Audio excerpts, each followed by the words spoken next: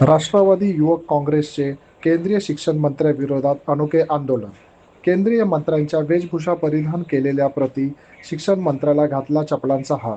देशभरात net paper फुटी प्रकरण चांगलेच गाजले आहे. या पाठोपाठच सीबीएसई पेपर घोटाळा देखील उघडकीस आला असून यामुळे अनेक विद्यार्थ्यांचे शैक्षणिक नुकसान झाले आहे. यात काही विद्यार्थ्यांनी आत्महत्या देखील केली.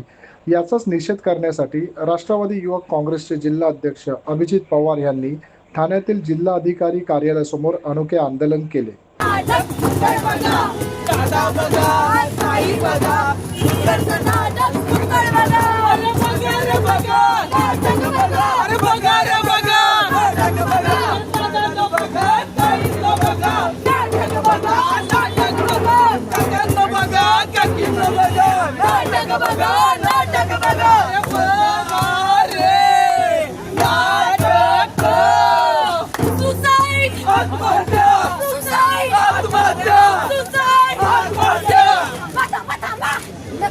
तरी काय? अरे आत्महत्या झाली आहे. कोणी केले?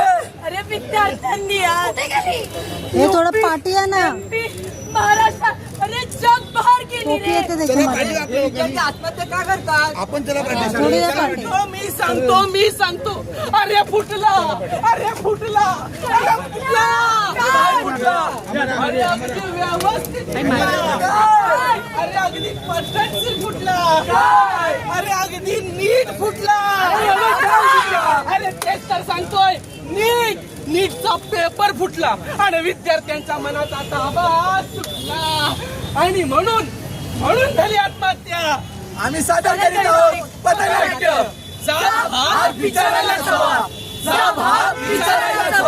अरे विद्यार्थ्यांनी अभ्यास केला रे, अभ्यास केला, रात्रंदिवस अभ्यास केला, लाखो हजारोची फी भरून लावला कोचिंगचा क्लास आणि त्यामध्ये झाले पेपर लीक आणि झाला फार मोठा नुकसान.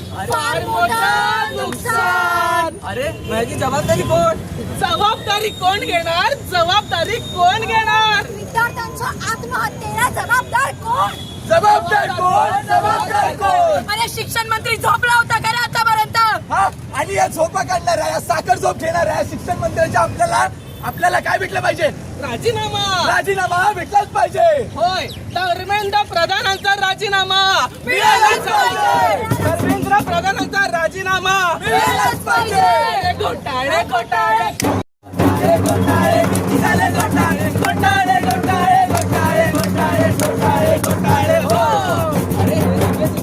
कसे झाले?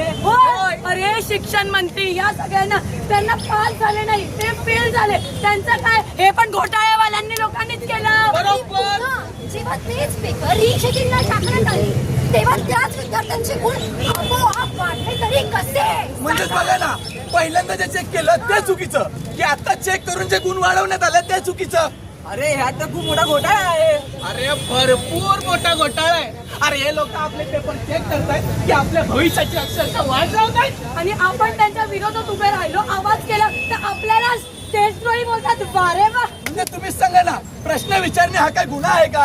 आम्ही लोकशाहीत राहतो आणि लोकशाहीनुसार आम्हाला प्रश्न विचारणं हा मूलभूत अधिकार आहे, तो आमचा हक्क आहे. आम्ही साधा जाब जरी विचारला तरी हे लोक आम्हाला राष्ट्रद्रोहीचा ठप्पा लावतात. अरे राष्ट्रद्रोही आपण नाही तर हे आताच सरकार आहे. हो, हे आताच सरकार आहे. मला सांगा ना, विद्यार्थ्यांची काय चूक? प्रामाणिकपणे अभ्यास करणं ही चूक आहे का त्यांची? म्हणजेच बघा, दिलाच पाहिजे. आणि या सर्व प्रकरणात त्या निष्पाप बालकांनी, त्या विद्यार्थ्यांनी ज्यांनी जीव घेतला स्वतःचा, त्यांच्या आत्महत्येचं प्रकरण, त्यांच्या आत्म्याला शांती लाभो हीच ईश्वरचरणी प्रार्थना. संघ सोबतीची साथ मदतीला विनरात मग पहाटेच्या पावलांना वास फुटू दे, वाट दिसू दे गा देवा, वाट दिसू दे, वाट दिसू दे गा देवा, वाट सुटू दे. बीतती रात है, वो पुरानी एनसीईटी मेरी पुरानी मुलाकात है। मैंने सिलेबस नहीं अपनी आयु की सियाही घास दी, और तुमने एक लीक से मेरी पूरी मेहनत काट दी। सिस्टम की इस ढूंढ में हम रास्ता ढूंढते, सवाल हम पूछते, जवाब हम पूछते। ये भीड़ नहीं है, ये एक एक की चीख है। ट्रांसपेरेंसी मांगते, यही तो सीख है। इंसाफ का नया नजरिया अब हमें चाहिए, दिखावा नहीं सीधा रास्ता हमें चाहिए।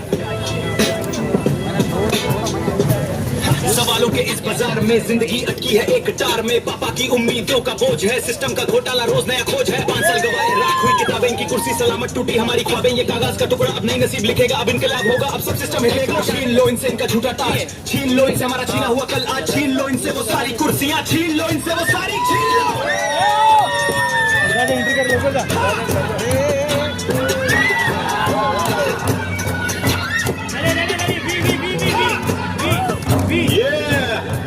एक और साल सवालों के बाजार में फिर से वही अंधेरा है। मेहनत की बोली का पर ढांडली का बोल बला घेरा है। ये कागज के टुकड़े नहीं, ये हमारे टूटे सपने हैं। तुम कहते हो सिस्टम सुधरा, ये जख्म कितने गहरे हैं। हर खबर एक झूठ वादा, हर इम्तिहान एक सजा है। इस मानसिक तनाव का अब कौन भरेगा हर जाना। अब बस ये कोर्स वर्क और टेंशन का सिलसिला खत्म हो, जिम्मेदारी लो और दो इस्तीफा।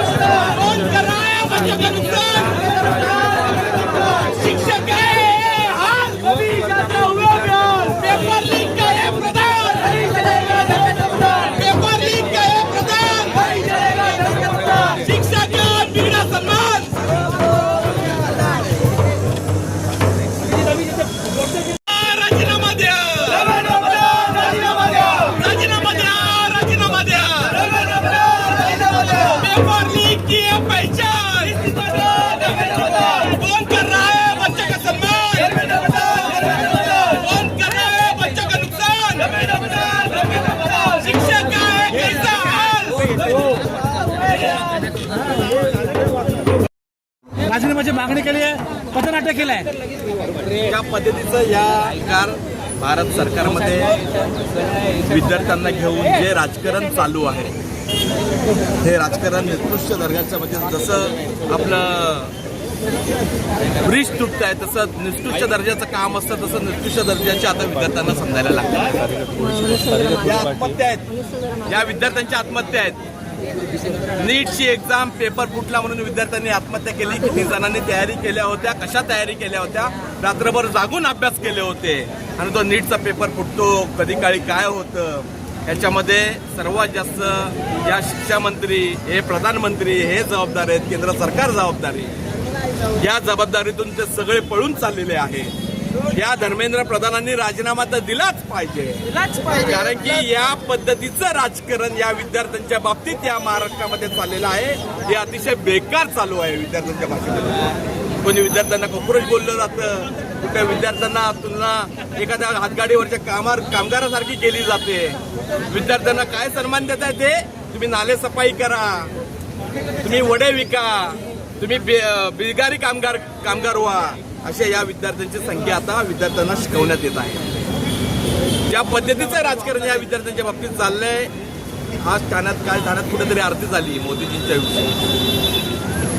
अरे बघा काय चाललंय, कुठे नेऊन ठेवलाय भारत माझा,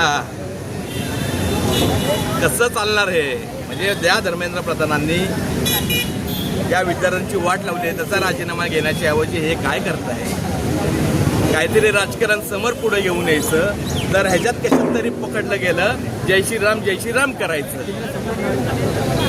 म्हणजे देवाला समोर टाकतात, देवाला समोर करतात, असं यांच्याकडनं काय चूक झाली असेल हे काय शिकवतात? वासरालाही कळतं, गाईच्या वासराला कळतं की मी दूध पिल्याने मोठी होणार आहे, मी दूध पिल्याने मोठं होणार आहे, मी गोमूत्र पिल्याने मोठा नाही होणार.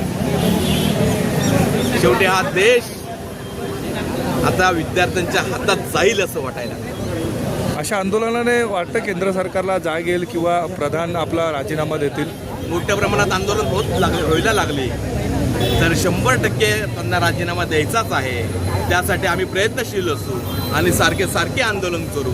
जंतर मंतरला जायची वेळ झाली राष्ट्रवादी काँग्रेसला, तरी जंतर मंतरला येतात.